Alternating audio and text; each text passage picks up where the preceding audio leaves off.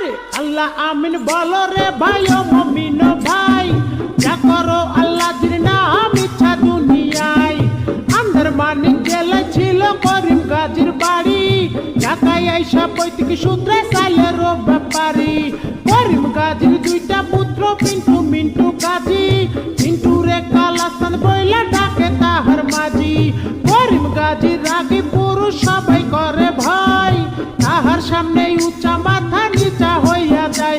আরে তাহার সামনে উঁচা মাথা নিচা হইয়া যায়। অমন খোলা রে ওর জংশন দেখিল মনের বিষে।